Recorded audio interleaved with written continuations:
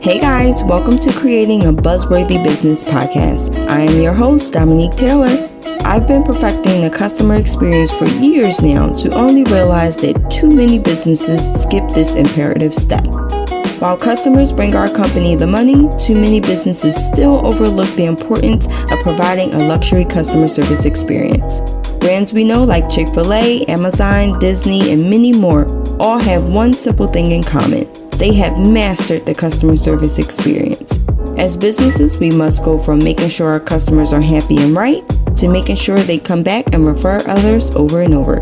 Each week, I am going to uncover strategies that will allow you to avoid chaos, create everlasting experiences, and have your customers not only raving about your services, but begging others to work with you too. Now, let's make your business buzzworthy.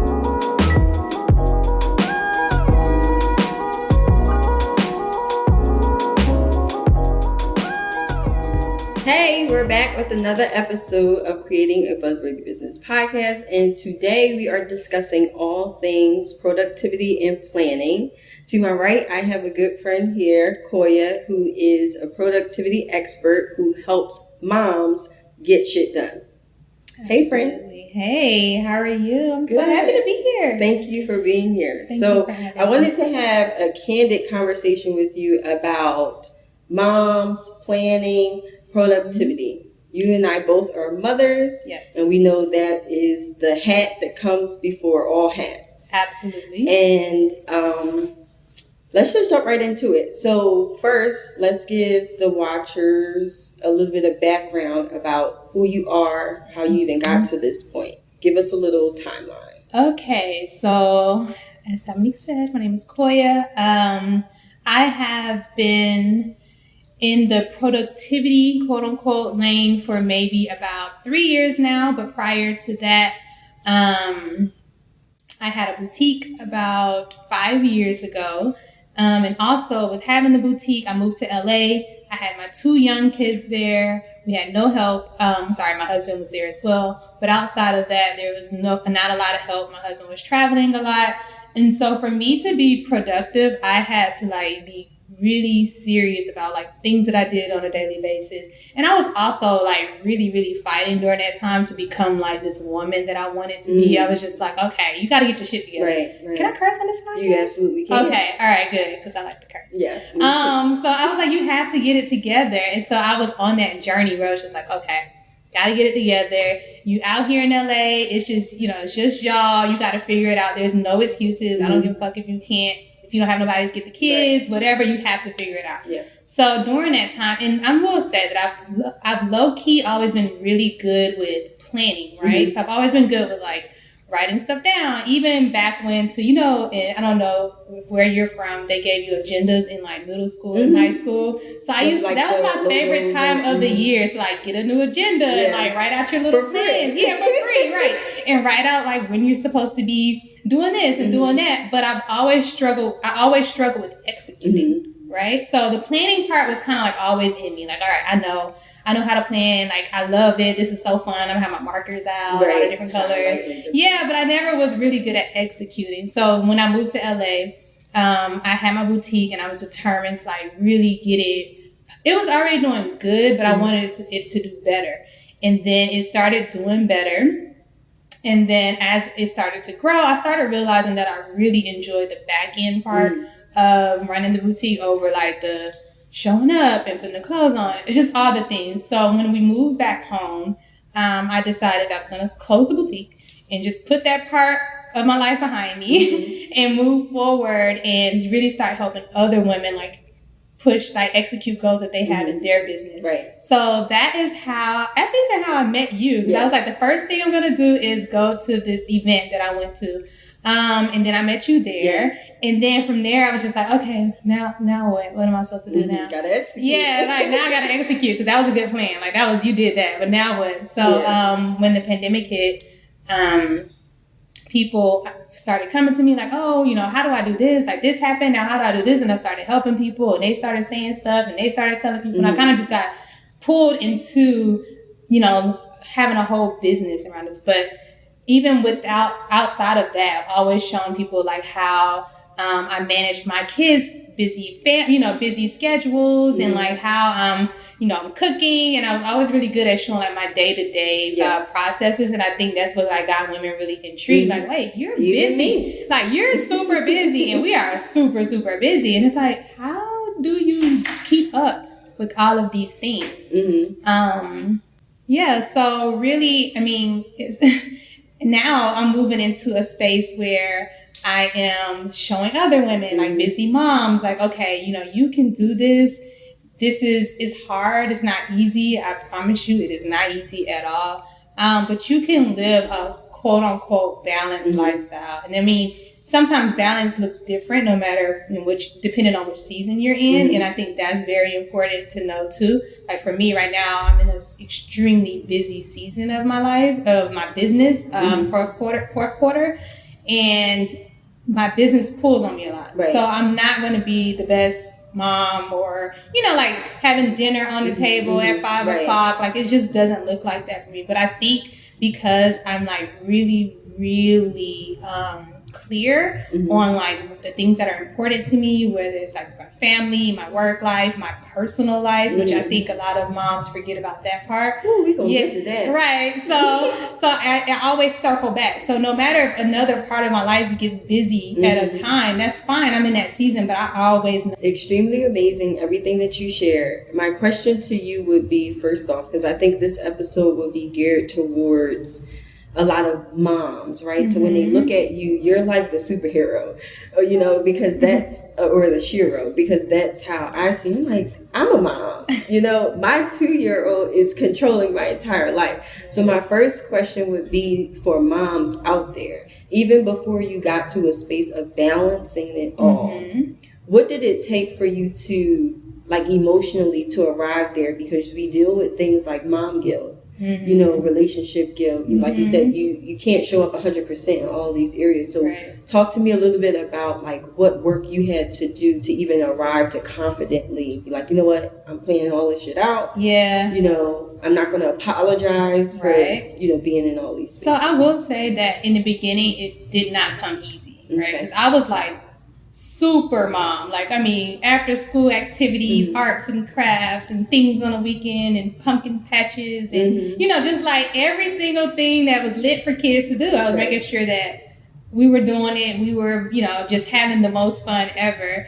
And then when I decided to start focusing more on the business and me, I started pulling back from being able to do all those things, even like with my husband. So everybody was kind of like side-eyeing me a little in the beginning, like, what's happening? Like you're not the same. And it made me feel a way. I will say maybe for like a couple months, like when they would make like little comments.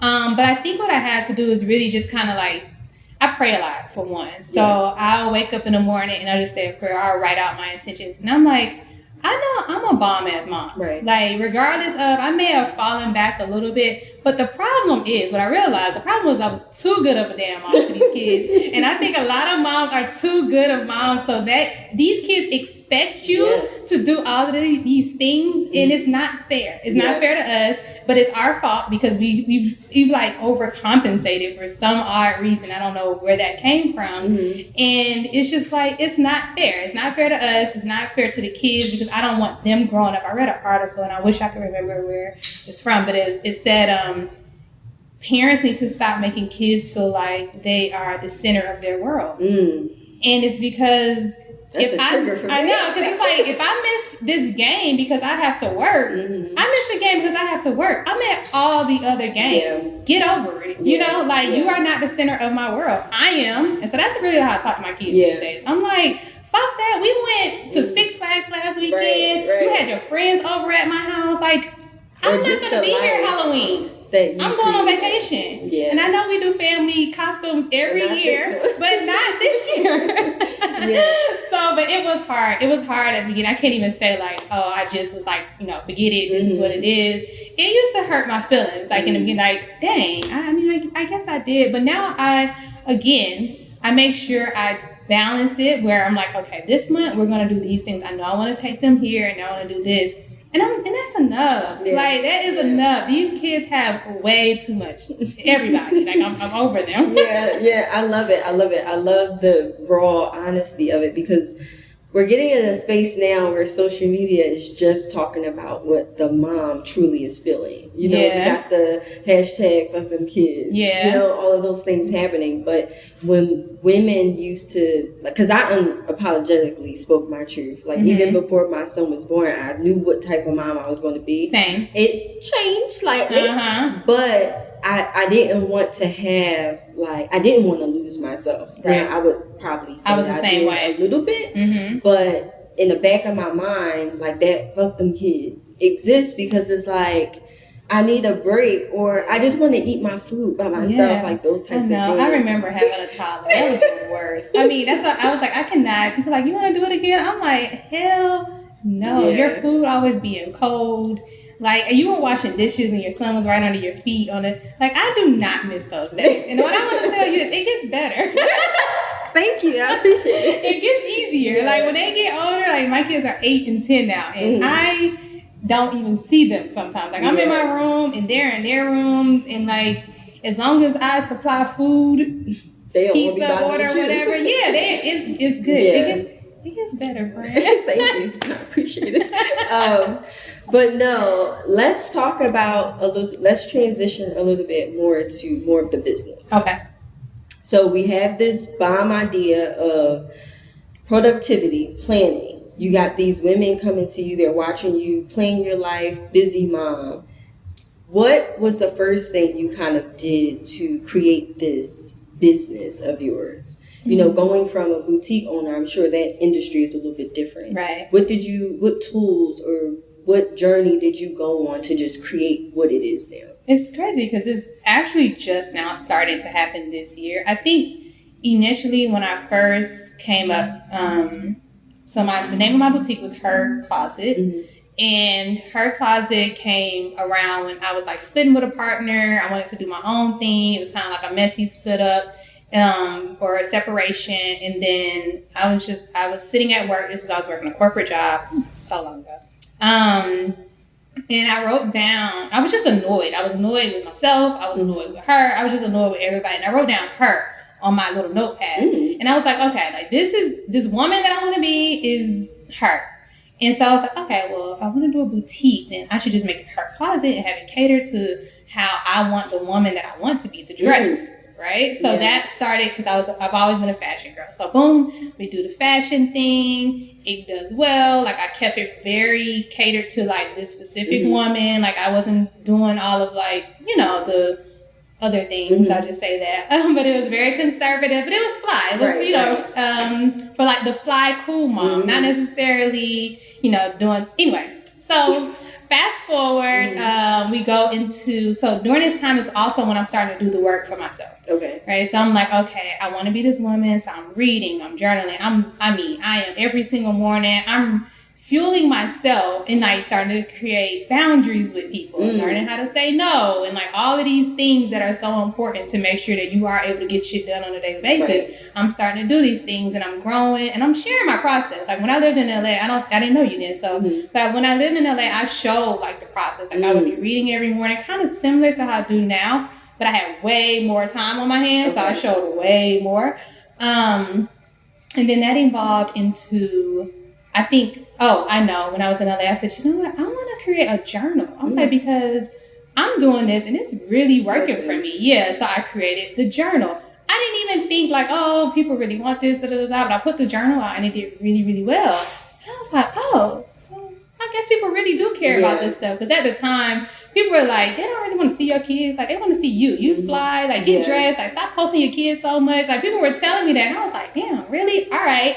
So when I did the journal, and I launched a journal, and the journal did well, and I was like, all right. So that's when I started realizing that there was a need for things like this in the space, like for women or whatever. But that was all I did. I put the journal out. It did well. I put it on Amazon. So it's like, all right, if you order it from Amazon, you'll get it. Never really thought anything past it becoming a bigger business. Moved back home. And then I was stopped doing everything because I didn't know what I wanted to do that. Right. So I just got quiet for like a year. I don't even think I posted on social media for like over a year. And then around COVID, right when I met you, and I was like, all right, well, maybe I'll just, launch the business helping other women. Did that.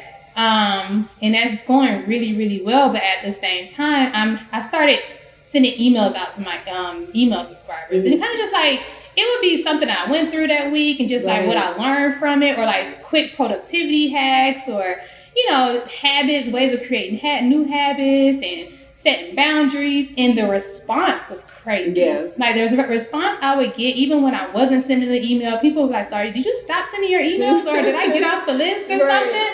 And so all that year, and then this year, I'm like, well, it was mostly last year. I'm like, wow, these women really want this information. They really need help. So that's when I launched Her Daily Guide, which is also where I sell the planner that I created. And the planner is literally like my process. And it was my process that I started back in LA. Every week I would have my little notebook. I didn't even use a planner because there was no planner catered to what I needed. Right. So I needed my weekly page because every week I wanted to do this. I wanted to map out my week every single Sunday. And then I still wanted my daily pages. And usually most planners either have one or the other. So I launched a planner and the response was amazing again. And then I was just like, okay, I think I'm on to something here. Like, I think these women really want to start changing their lives. And I want to show them, like, I didn't just show up one day and was just like, okay, I plan and I'm the best. Like I fell off a lot. Yeah. So now we've even got a new part of the business, which is the Circle. Yes, ma'am. And the Circle is actually a membership for women to join, and we're going to learn new skills. So I was doing monthly sessions and like teaching different skills that I know. I'm not a coach, but I just like to share information. So now I do that inside the Circle, and it's really just for women to get accountability and like to meet new women and to be around like-minded women, because I was getting a lot of, I just moved here. A lot of people move to different cities and they don't know anybody. Yes. And that was me when I moved to LA, and I luckily met a person through DMs that ended up being one of my closest friends to this day. But a lot of women they're nervous, they're shy, or they just more like reserved, like I don't really need, but everybody needs like that support group. So I launched the Circle October 1st. It's been almost a month. Yep. This is the first month.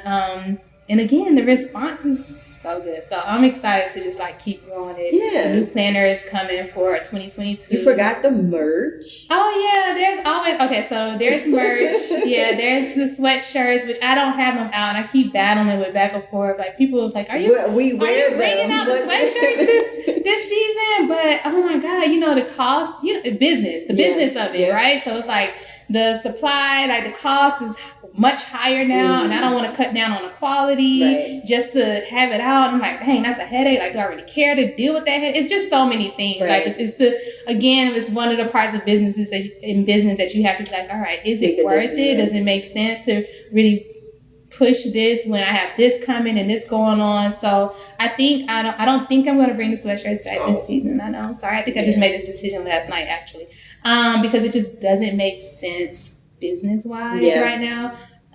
But stay tuned. We got some fly shit coming. Yes, you might can change your mind. All right. But with all of that, right? So we know how to plan. We got the Her Daily Guide. You write your weekly goals, your daily goals. Mm-hmm. What do you say to the woman or the mother that does fall off? Right? Because we're in a space of social media where you have to show up every day. You got to post this type of content. You got to do that. What do you say to the woman who might be dealing with depression or a loss in the family or just something that's traumatic to them who can't show up right now? Yeah. What is some of you're going to fall off. Yeah. You're going to fall off. It's impossible to stay on all the time. Like that doesn't even make sense. It's just something that people came up with just because it sounds good and it's something that seems impossible. So they sell that because that's like business too. Like, let's sell the impossible. You have to stay on it. You got to post 3 to 5 times a day. And then if I sell this and I make it look like this and I make it look like I'm doing it, then other people are going to really want to accomplish this. And then they're going to pay me because they're going to want to know how I do it. And it's bullshit. Like, you're going to fall off, especially if you're a mom. You're going to have seasons where it's more important to do stuff with your family, or even if you don't have kids, like, you're just going to fall off. It happens. You just have to get back up. You have to come back. Like I said, I didn't post for a year. Even to this day, I don't consistently post on Instagram. I might post like once a week if I feel like it. Or, I think I'm more consistent like with my emails and things of that nature because it's really just like how I'm feeling and things. And it's like very sporadic. But you're going to fall off. But I do also want to say that if you want to be profitable and you want to grow, then you can't fall off all the time.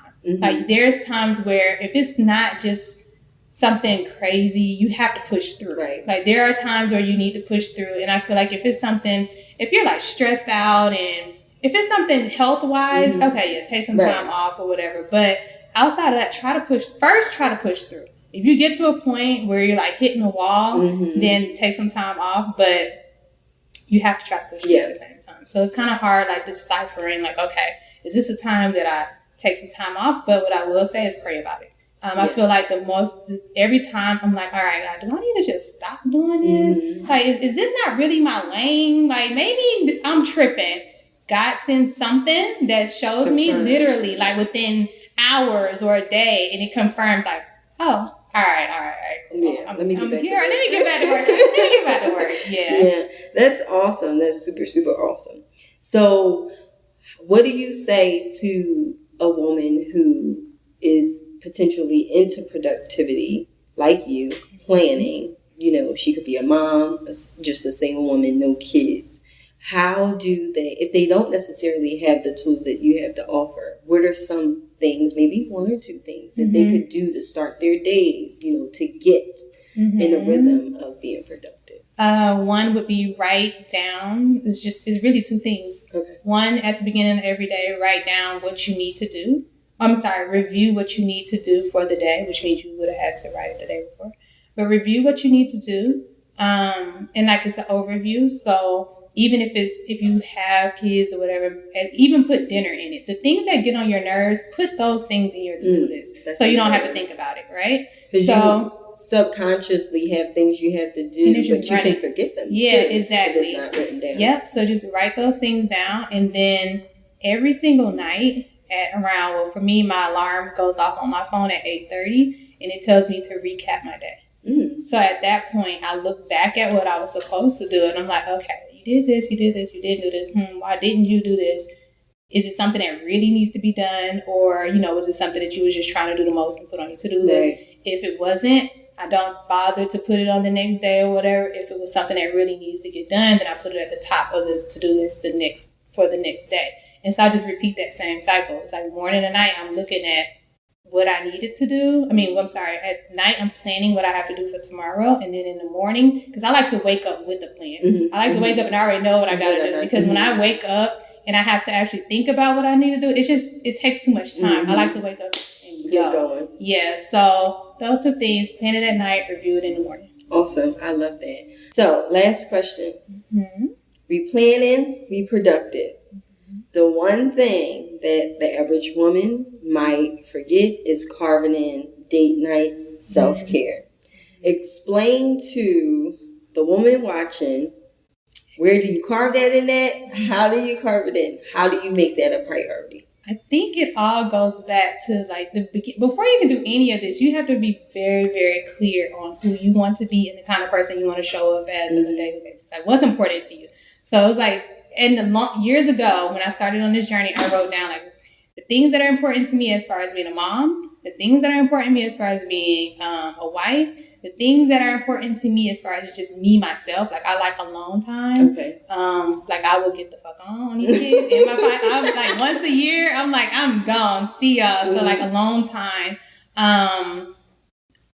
Hanging out with my friends, brunch with my friends, getting dressed, like things like that. Like these things are very, very important to me, and I've always been super clear on that. So I think that's the first thing. Like you have to be clear on that. Make it a priority. Once you know what you are, like what's important to you, when you start doing that overview of your month, which I do at the end of every month, I plan for the whole next, just an overview, not specific, but I'm like, okay, next month, it's October. I probably want to take the kids to Fright Fest.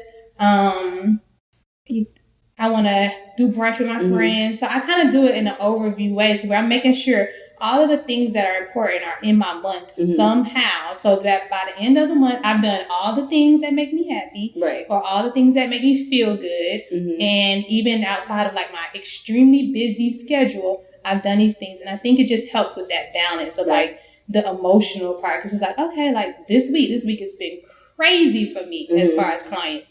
But I know this weekend's coming, and I got, I'm doing some stuff with the kids, and then me and my husband are going on vacation. So it's like I'm looking forward to it. And I think when you have those things planned out, it makes you okay with having to do all the hard work and the busy work and the long days and all of that. So it's just kind of like making sure you have it spaced out. But you have to know what's important to you. You have to be very clear, like literally written down. If it's getting a facial once a month or whatever it may be, you have to know what those things are so you can make sure that you're doing it every month.